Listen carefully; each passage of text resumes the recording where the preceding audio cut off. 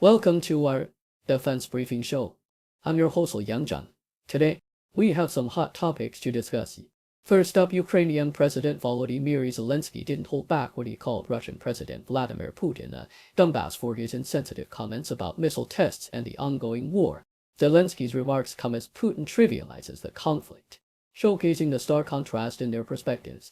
Next, Alberta's Premier Danielle is sounding the alarm about potential gas price hikes in the EU. As President-elect Donald Trump goes ahead with a proposed 25% tariff on Canadian goods, with Canada supplying a whopping 60% of crude oil imports. Smith emphasizes the critical role Canada plays in the energy sector and calls for stronger negotiations with the EU. Lastly, Portland has a new mayor, Keith Wilson, who is determined to end homelessness in the city within a year. This businessman aims to increase emergency shelters and has a revamped city council to support his mission, with a fresh approach and new leadership. Let's see how Wilson tackles this pressing issue. Please stay tuned for more detailed coverage. CNN reported on a fiery exchange between Ukrainian President Volodymyr Zelensky and Russian President Vladimir Putin during Putin's year-end press conference. Putin provocatively suggested a technological duel involving a missile strike on Kyiv to test Western air defenses, callously dismissing the ongoing suffering in Ukraine as interesting. Zelensky's sharp retort on social media, labeling Putin a dumbass, highlighted the stark contrast between their perspectives on the war, with Zelensky emphasizing the human cost while Putin appeared to trivialize the conflict. The press conference served as a platform for Putin to assert his control over Russia and discuss potential future talks with President-elect Donald Trump.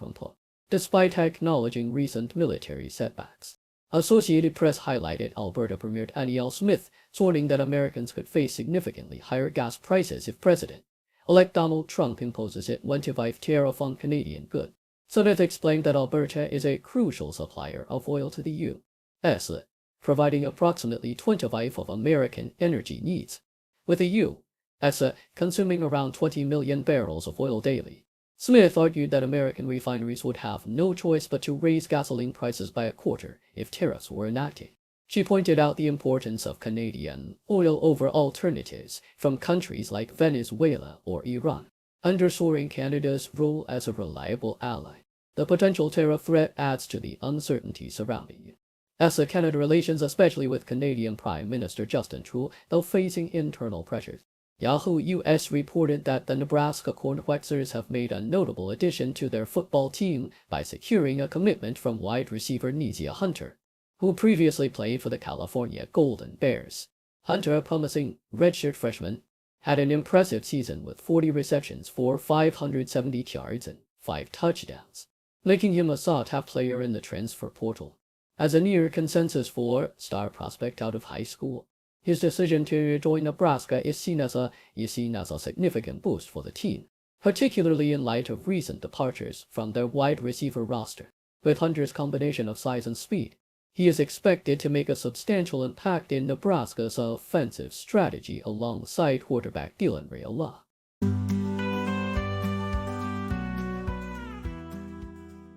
Al Jazeera reports that the Pentagon has significantly revised its estimate of troops in Syria, now stating that approximately 2,000 soldiers are deployed there, doubling the previous figure of 900. This revelation comes amidst ongoing conflicts in Syria, particularly following the recent ousting of former President Bashar al-Assad. Pentagon spokesperson Pat Ryder indicated that 900 of these troops are on long-term deployment, while the remaining 100 are considered temporary rotational forces. Despite the increase in troop numbers, Ryder assured that there are no plans to change the U.S. military's mission in Syria, which continues to focus on combating ISIS, a group that remains a significant threat in the region. As tensions rise between Turkish-backed forces and the Kurdish-dominated Syrian Democratic Forces, the future role of U.S. troops in Syria remains uncertain. Associated Press highlights concerns about a potential government shutdown that could jeopardize military paychecks over the holiday season. Pentagon officials warned that without a funding agreement, troops would still be required to report for duty, but would not receive their end-of-the-month pay. The impasse in Congress, exacerbated by political maneuvering from figures like President-elect Donald Trump, has left military personnel in a precarious position.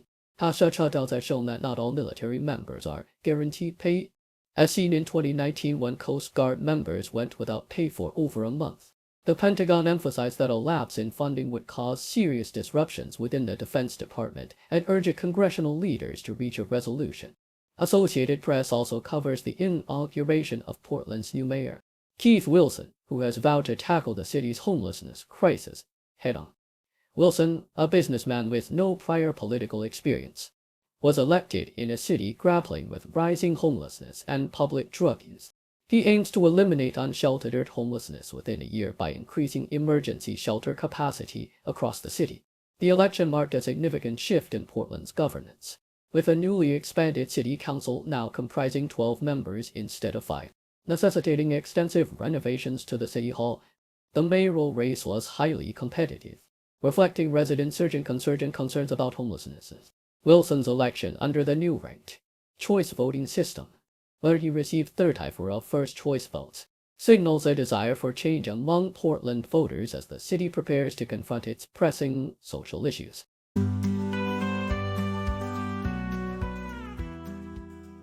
Al Jazeera reports that Pakistan has publicly condemned the recent U.S. sanctions targeting its ballistic missile program, labeling them as discriminatory and detrimental to regional peace.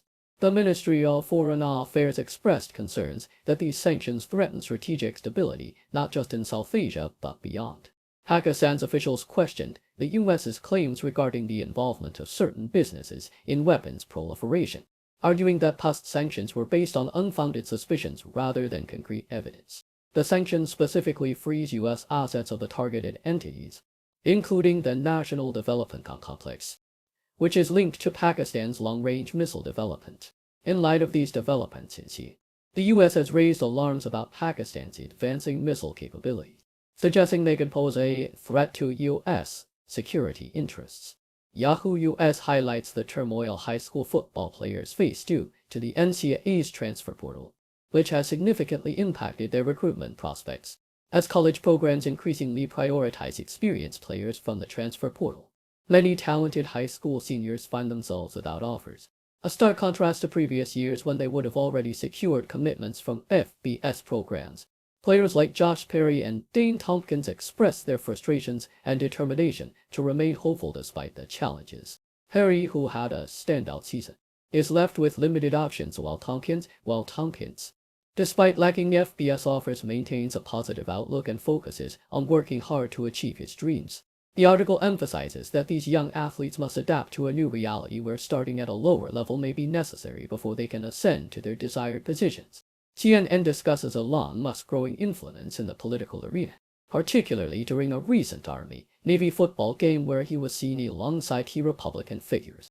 Following the event, Musk leveraged his social media platform to oppose a bipartisan spending bill that aimed to prevent a government shutdown, ultimately leading to its demise. His extensive online campaign against the bill, filled with misinformation and outrage, showcased his ability to sway public opinion and political outcomes without holding an official position. Critics, including Democratic lawmakers, have begun to label him as a shadow president, questioning the implications of his newfound power.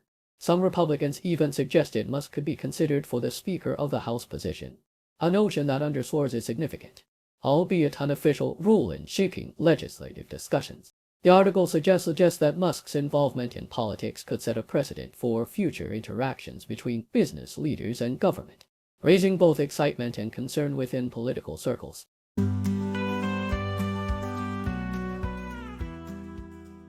Duel, in a lengthy televised address, Russian President Vladimir Putin addressed several pressing issues, including the ongoing war in Ukraine, the assassination of General Igor Kirillov, and the collapse of Bashar al-Assad's regime in Syria.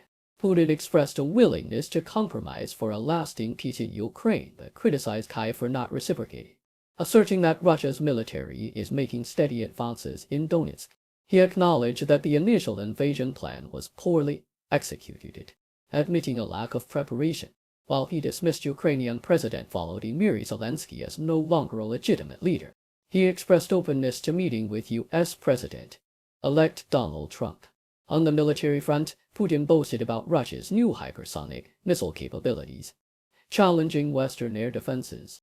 Concerning the assassination of General Kirillov, he recognized failures in Russian intelligence, emphasizing the need for improvement. In contrast, he downplayed the significance of Assad's regime collapse, insisting that Russia achieved its primary goal of preventing terrorism in Syria. Lastly, Putin maintained that Russia's economy is stable despite rising inflation, hoping that macroeconomic indicators will improve. Thank you for tuning in. The content above showcases the latest briefing reports and analytical synopses, thoughtfully curated by the 60O team. These insights stem from a wide array of reputable media outlets, think tanks, government sources, and specialized experts worldwide. We encourage you to explore these sources for a comprehensive perspective. Keep in mind that while the content may not always align with the official standpoint of 60O Brief, it's not meant to be taken as absolute directives for decision-making. Comprising seasoned media professionals, learned scholars, and accomplished scientists, the 60O team embodies a fully independent media entity. To customize 60O Brief to meet your professional needs, you have the option to subscribe to a diverse array of briefings on our website, 60O Brief. Regardless of your location, you can conveniently receive 60O Brief via email. Lights dim, voices loud, headlines flashing wild, world in a flame and now, stories told, it's time to plow. Eyes glued, truth pursued, understanding woven through, heartbeats race breaking through, knowledge spreads the new view. Breaking the news, breaking the day, truth and insight our way. Every story, every play, live and clear we convey. Shadows lift, facts unfold, moments chasing, stories told, heroes, villains, tales of old. In this hour, truth is gold. Depths revealed, voices bright, news in focus, black and white. Every angle sheds some light, morning, evening, through the night. Breaking the news, breaking the day, truth and insight our way. Every story, every play, live and clear we convey.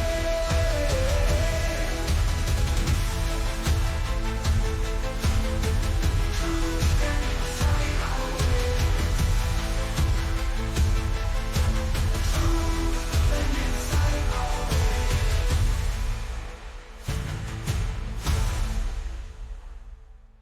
Breaking the news, breaking the day, truth and insight our way.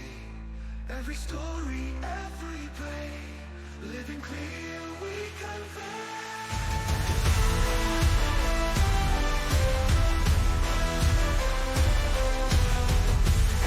Every story, every play, and clear we convey.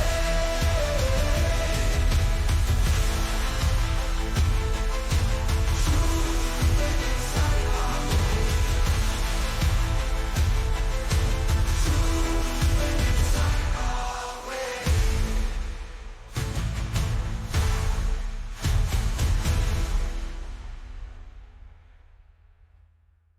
Depths revealed, voices bright, news in focus, black and white. Every angle sheds some light, morning, evening, through the night.